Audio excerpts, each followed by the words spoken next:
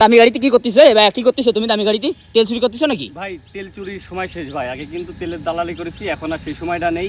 আমার এই অবস্থা কি হবে? আমার গাড়ির অবস্থা কিন্তু দেখছেন যে অলরেডি অনেক ধুলোবালি জমেছে এই সাইডে। কিন্তু এই স্প্রেটা মারার পরে, এটার নাম হচ্ছে মোটো এক্সপ্রেস ওয়াটারলেস স্প্রে। তো এই স্প্রেটা মারার পরে দেখেন, একবার স্প্রে করে জাস্ট একটা মুছা দিছি, তাতে কিন্তু গাড়ির নতুনের মতো অবস্থা।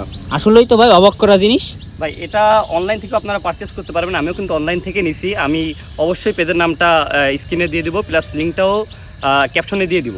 তো দেখতে পাচ্ছেন, আরেকটু দেখাই আমি যদি এক সাইডে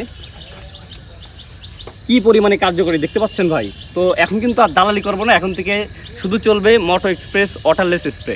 ভাই আমাকে একটু যদি দেখান, এই জায়গায় যে ধুলো রয়েছে, এই ধুলোটা কিভাবে যায়? অবশ্যই অবশ্যই ভাই, এই কিন্তু জাস্ট 1 ঘন্টা রেখেই, রাস্তায় 1 ঘন্টা গাড়িটা রাখছি, তাতেই এই অবস্থা। আমি জাস্ট 2বার স্প্রে করব, দেন মুছে দেব।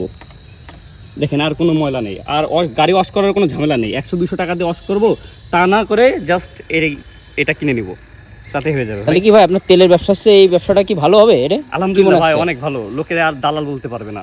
ও, এখন বলবে সবাই অনলাইন মাস্টার। আপনারা অবশ্যই এটা পারচেস করবেন। এটার নাম আবারও বলেছি, মোটো এক্সপ্রেস ওয়াটারলেস স্প্রে। ঠিক আছে ভাই, ধন্যবাদ।